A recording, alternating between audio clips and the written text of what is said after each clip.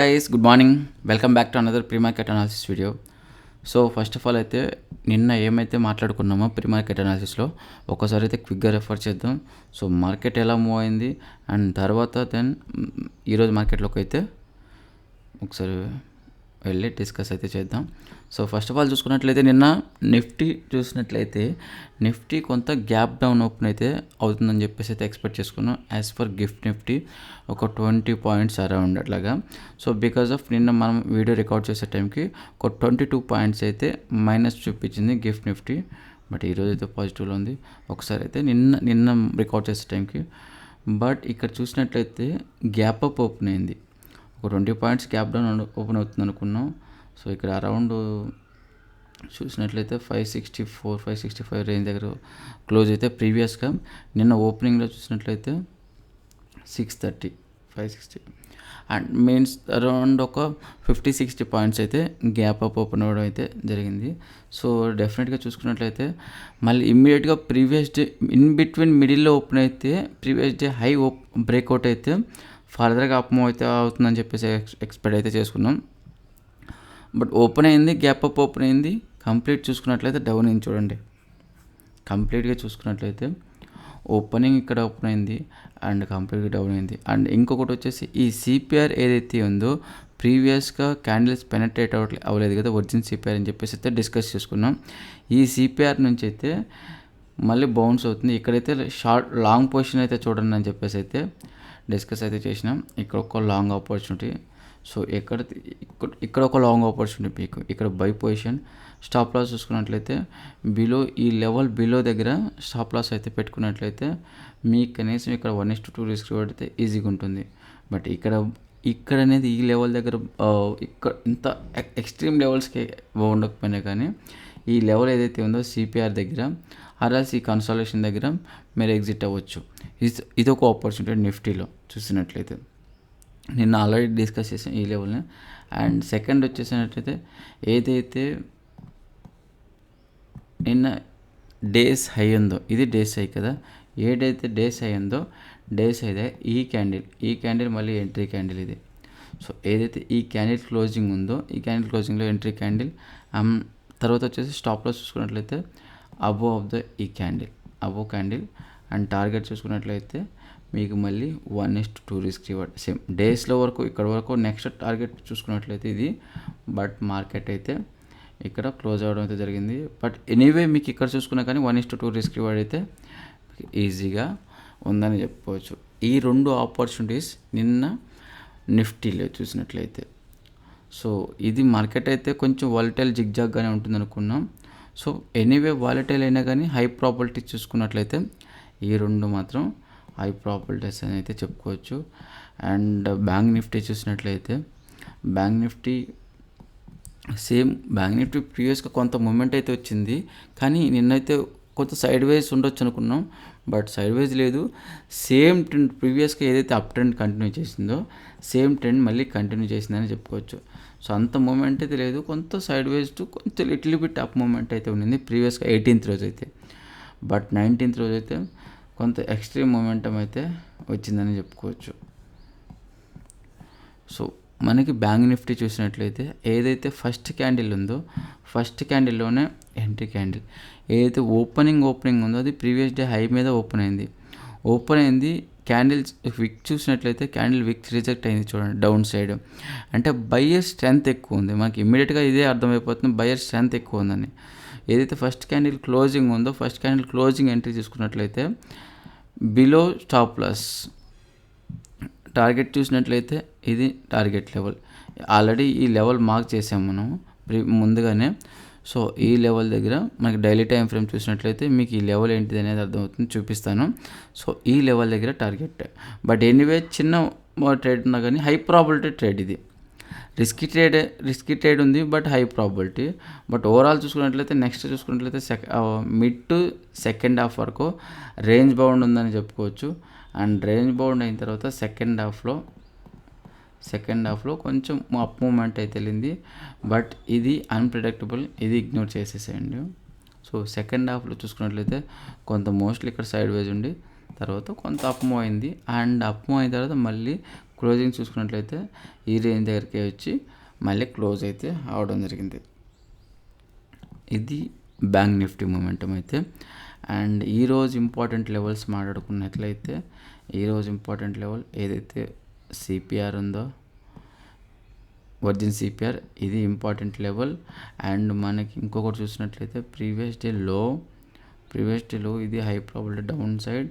And up side చూసినట్లయితే ఇది already ఈ లెవెల్ అనేది ఇది ఎందుకంటే మార్క్ చేసాం ఈ లెవెల్ దగ్గర ఆల్ టైమ్ హై. ఈ ఆల్ టైమ్ హై టచ్ చేసింది కాబట్టి ఈ ఆల్ టైమ్ దగ్గర మనం బుక్ చేసుకుంటాం. ఆల్ టైమ్ అంటే స్ట్రాంగ్ సపోర్ట్ ఆర్ రెసిస్టెన్స్, ఇది స్ట్రాంగ్ రెసిస్టెన్స్గానే ఉంటుంది ఎప్పుడైనా ఆల్ టైమ్ హై.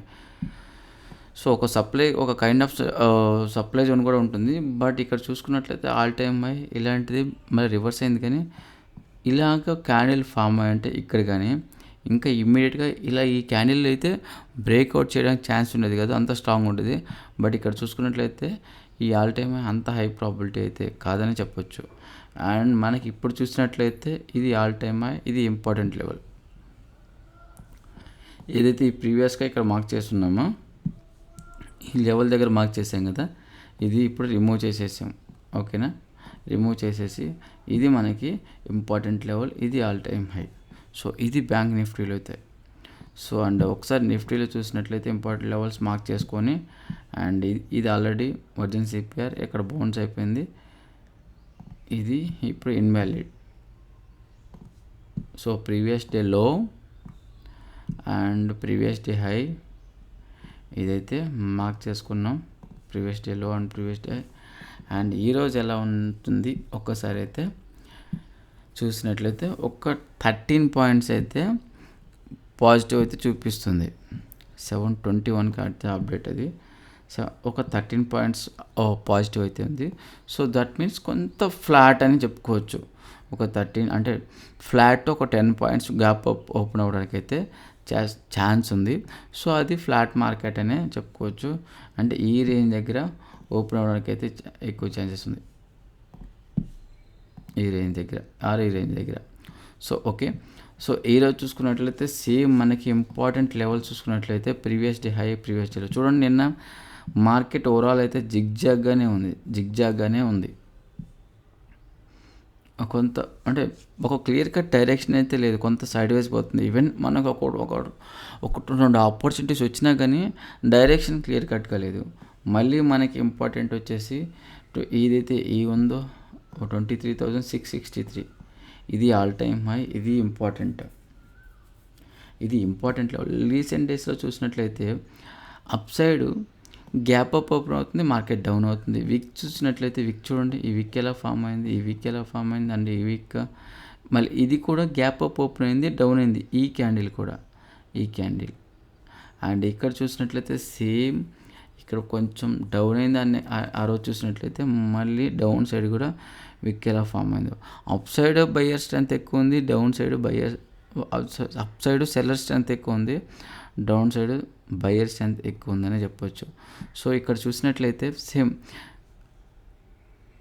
చూడండి, ఈ క్యాండిల్ అన్ని కంప్లీట్గా రెడ్ క్యాండిల్స్లే ఉన్నాయి రీసెంట్గా. ఈ రేంజ్ మొత్తం రెడ్ క్యాండిల్సే ఉన్నాయి. ఈవెన్ దో రెడ్ క్యాండిల్స్ ఉన్నా కానీ ఇక్కడ గ్యాప్ అప్ ఓపెన్ అవ్వడం, ఇక్కడ కొంత గ్యాప్ అప్ ఓపెన్ అయింది, డౌన్ అయింది. మళ్ళీ ఇది ఫ్లాట్లా ఉంది. సో ఇది గ్యాప్ అప్ ఓపెన్ అయింది, మళ్ళీ డౌన్ అయింది. ఇది గ్యాప్ అప్ ఓపెన్ అయింది, డౌన్ అయింది. సో సేమ్ ఈ క్యాండిల్ గ్యాప్ అప్ అవ్వడం, ఈ క్యాండిల్ గ్యాప్ అప్ ఓపెన్ అయింది, డౌన్ అయింది. సో ఓవరాల్ చూసినట్లయితే మనకి అప్ సైడ్ వెళ్తుంది, క్లియర్ కట్ డైరెక్షన్ లేదు. గ్యాప్ అప్ ఓపెన్ అవుతుంది, డౌన్ అవుతుంది. సో ఇది చూడండి, ఇది హై ప్రాబిలిటీ అంటారా? ఇది ఖచ్చితంగా హై ప్రాబిలిటీ అయితే కాదు. సో ఇలాంటి వాలటిలిటీ, ఇలాంటి మార్కెట్ ఉన్నప్పుడు ఖచ్చితంగా కరెక్షన్ అయితే జరుగుతుంది. సో ఇదే ఇండికేషన్ మనకి సింపుల్, ఇది ఇండికేషన్ అయితే క్లియర్ కట్ డైరెక్షన్ లేదు, హై ప్రాబిలిటీ లేదు. సో ఇక్కడ మనకి బ్రేక్అవుట్ అయ్యి ప్రైస్ సస్టైన్ అవ్వాలి. సో ఈవెన్ దో మనకి ఇలా ఉంది కదా, అప్ మూమెంట్ అవ్వడం, గ్యాప్ అప్ ఓపెన్ అవ్వడం, డౌన్ అవ్వడం, మళ్ళీ రిజెక్షన్ అన్నా ఉండాలి. రిజెక్షన్ ఎలా ఉండాలంటే హెల్దీగా ఉండాలి. ఇలా కొంచెం టచ్ చేసి ఈ లెవెల్స్ దగ్గర, ఇదే లెవెల్ దగ్గర మళ్ళీ సపోర్ట్ తీసుకొని మళ్ళీ అప్ మూమెంట్ అవుతుందంటే ఇది కొంచెం హై ప్రాబిలిటీ అవుతుంది. కానీ ఇది కంప్లీట్గా కొంత ట్రాప్ అని చెప్పొచ్చు. అండ్ అరల్స్ ఇది కంప్లీట్గా మనం ఇగ్నోర్ చేసేయాలి. బట్ హై ప్రాబిలిటీ ఎప్పుడైతే ఉందో 5 మినిట్స్ టైం ఫ్రేమ్లోనే చూడాలి. లాంగ్ టైం ఫ్రేమ్లో అయితే చాలామంది long position carry forward position చేస్తుంటారు. అలా మాత్రం ఎట్టి పరిస్థితుల్లో చేయొద్దు. రీసెంట్ డేస్ చాలా వాలటైల్ అండ్ జిగ్జాగ్ మార్కెట్ అయితే మీకు రన్ అవుతుందనే చెప్పొచ్చు. సో మళ్ళీ మనకి same previous day high breakout అయితే అప్ సైడ్, మళ్ళీ కొంత అప్ సైడ్ ఏమన్నా వెళ్తుందని చెప్పేసి అయితే ఎక్స్పెక్ట్ చేసుకోవచ్చు. సేమ్ డౌన్ సైడ్ చూసుకున్నట్లయితే డౌన్ సైడ్ ఈ లెవెల్ ప్రీవియస్ డే లో అండ్ ఈ లెవెల్ అయితే మనకి బ్రేక్అవుట్ అయితే కానీ మళ్ళీ ఫర్దర్గా డౌన్ సైడ్ వెళ్తుందని చెప్పుకోవచ్చు. ఇన్ బిట్వీన్ ఈ లెవెల్లో ఇన్ బిట్వీన్ ఎక్కడున్నా కానీ బట్ మనకి సైడ్ వైజ్ మార్కెట్ ఈ ఎంత మూమెంట్ వచ్చినా కానీ ఈ లెవెల్ దగ్గర మనకి సైడ్ వైజ్ మార్కెట్ అని చెప్పుకోవచ్చు. ఆర్ఎల్స్ ఇంకొకటి ఈ లెవెల్ బ్రేక్అవుట్ అవ్వాలి. ఆర్ఎల్స్ ఇక్కడికి వచ్చి బేరిష్ ప్రైజ్ యాక్షన్ అంటే ఒక క్యాండిల్ ఫాల్స్ బ్రేక్అవుట్ అవడం, ఇక్కడ బ్రేక్అవుట్ అయింది, మళ్ళీ ఇమీడియట్గా డౌన్ సైడ్ బ్రేక్అవుట్ అయింది, ఫాల్స్ బ్రేక్అవుట్, అప్పుడు మనకి ఇదొక హై ప్రాబిలిటీ అవుతుంది. ఆర్ఎల్స్ ఇది బ్రేక్అవుట్ ఆర్ ఇక్కడ అంటే bearish price action or false breakout, ఇదొక పాసిబిలిటీ ఇక్కడ చూసినట్లయితే. అండ్ డౌన్ సైడ్ చూసినట్లయితే కూడా సేమ్ రీసెంట్ డేస్లో చూసుకుంటే ఇవి తప్ప వేరే ఆపర్చునిటీ మనకు కనిపించట్లేదు. డౌన్ సైడ్ చూసుకున్నట్లయితే సేమ్ బ్రేక్అవుట్ అవ్వాలి, డౌన్ సైడ్ బ్రేక్అవుట్ అవ్వలేదా, so false breakout downside కూడా, ఆర్ఎల్స్ బుల్లిష్ ప్రైజ్ యాక్షన్. ఇక్కడ ఏదైతే రెడ్ క్యాండిల్ ఫామ్ అయింది ఇలాగ గ్రీన్ క్యాండిల్ ఫామ్ అవ్వాలి, బుల్లిష్ ప్రైజ్ యాక్షన్ చూడండి. అది ఈ రెండు పాసిబిలిటీస్ మాత్రమే మనకి, ఇంకా ఏది ఉన్నా కానీ ఇగ్నోర్ చేసేయడమే, ఈ రెండు పాసిబిలిటీసే.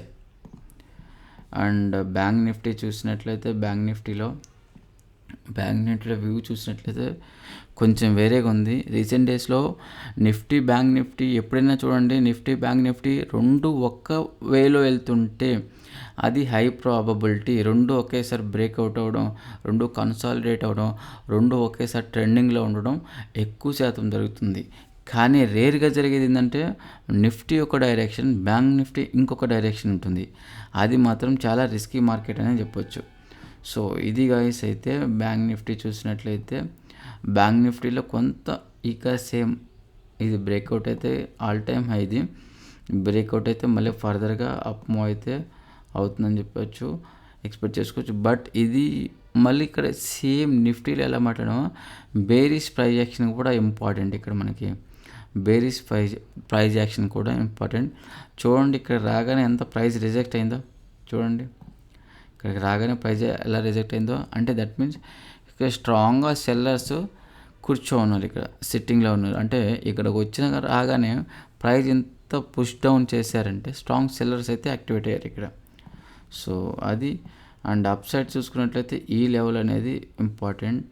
ఆల్రెడీ ఈ లెవెల్ ప్రీవియస్ వర్జిన్ సిపిఆర్ అయితే మార్క్ చేసాం. ఇది కంప్లీట్గా ఈ లెవెల్ అనేది ఇంపార్టెంట్ లెవెల్. ఈ లెవెల్ నుంచి మనకైతే ఈ లెవెల్కి వస్తే బౌన్స్ అయ్యే ఛాన్సెస్ అయితే ఎక్కువ శాతం. ఈ లెవెల్స్ వస్తే ఫస్ట్ హాఫ్లో ఇంపార్టెంట్గా ఈ లెవెల్కి వచ్చిందంటే మార్కెట్ బౌన్స్ అయ్యే ఛాన్సెస్ ఎక్కువ ఉంది ఫస్ట్ హాఫ్లో మరీ ముఖ్యంగా. సో ఇదొక ఆపర్చునిటీ చూడండి. అండ్ బ్రేక్అవుట్ అయితే పర్ఫెక్ట్ బ్రేక్అవుట్ అయితే డౌన్ సైడ్, బ్రేక్అవుట్ కాకపోతే కొంత కన్సాలిడేట్ అయ్యి బ్రేక్అవుట్ అవ్వాలి, అది హై ప్రాబిలిటీ అవుతుంది. ఆర్ఎల్స్ ఇలా బ్రేక్అవుట్ అవ్వకుండా వస్తే పర్వాలేదు, ఇగ్నోర్ చేసేసేయండి, వదిలేయండి. ఒక ఆపర్చునిటీ ఒకవేళ మిస్ అయినా కానీ కంటిన్యూ చేసినా కానీ మిస్ అయినా పర్వాలేదు, వదిలేసేయండి, అదే రిస్క్ ఎక్కువ. కన్సాలిడేటెడ్ అయ్యి బ్రేక్ డౌన్ అయితే మాత్రమే ఇంపార్టెంట్ అని చెప్పొచ్చు. అండ్ అప్ సైడ్ చూసుకున్నట్లయితే కూడా సేమ్ ఇక్కడికి వస్తే షార్ట్ ఆపర్చునిటీ చూడండి, ఇక్కడికి వచ్చింది మళ్ళీ టచ్ చేసి మళ్ళీ డౌన్ అవుతుంది, ఇక్కడికి వస్తే షార్ట్ ఆపర్చునిటీ అయితే చూడండి. ఇది మాత్రం మనకి పాసిబిలిటీ నిఫ్టీలో కానీ బ్యాంక్ నిఫ్టీలో కానీ. ఫిన్ నిఫ్టీ ఒక్కసారి అయితే జస్ట్ డిస్కస్ చేద్దాం. ఈరోజు బ్యాంక్ నిఫ్టీ ఎక్స్పైరీ అయితే ఉంది. బీ కేర్ఫుల్గా సైడ్ వైజ్ మార్కెట్లో ఉన్నదంటే మాత్రం రిస్క్ ఎక్కువ ఉంటుంది. ఫిన్ నిఫ్టీలో కూడా సేమ్ బ్యాంక్ నిఫ్టీ లాగానే వ్యూ అయితే ఉంది. నిన్న బ్యాంక్ నిఫ్టీ మూవ్మెంట్ ఎలా అయిందో బ్యాంక్ నిఫ్టీ గ్రాఫ్ చూడండి, ఫిన్ నిఫ్టీ గ్రాఫ్ చూడండి, యాజ్ ఇట్ ఈజ్ ఉందా లేదా. సో ఓవరాల్ చూసినట్లయితే సేమ్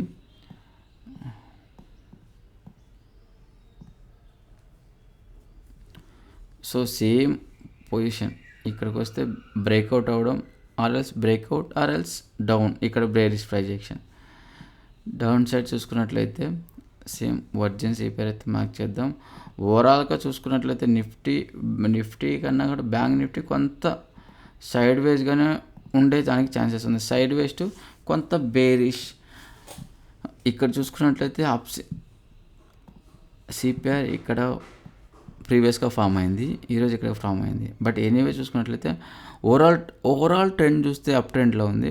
బట్ కొంచెం జిగ్జాగ్ కూడా ఉండే ఛాన్సెస్ అయితే ఉంది. బట్ బ్యాంక్ నిఫ్టీ చూసుకున్నట్లయితే సిపిఆర్ ప్రీవియస్గా అప్ సైడ్ ఫామ్ అయింది, అంటే దీన్ని ఇక్కడ డౌన్ సైడ్ ఫామ్ అయింది. దీన్ని డిసెండింగ్ సిపిఆర్ అంటాం, డిసెండింగ్ సిపిఆర్ అని చెప్పేసి పిలుస్తాం. బట్ ఎనీవే ఓవరాల్ చూసుకున్నట్లయితే కొంత sideways to little bit బేరిష్కే ఛాన్సెస్ అయితే కనిపిస్తుంది నిఫ్టీలో. సేమ్ నిఫ్టీలో ఫామ్ అయితే కొంత బ్యాంక్ నిఫ్టీ కూడా అదే రేంజ్లో ఫామ్ అవడానికి అయితే ఎక్కువ ఛాన్సెస్ అయితే ఉంది. ఇది గాయస్ వీడియో అయితే. వీడియో కనుక మీకు నచ్చినట్లయితే డెఫినెట్గా వీడియోని అయితే లైక్ చేయండి, షేర్ చేయండి, సబ్స్క్రైబ్ అయితే చేయండి. సో అది guys video. Okay, thanks for watching. Have a nice trading session.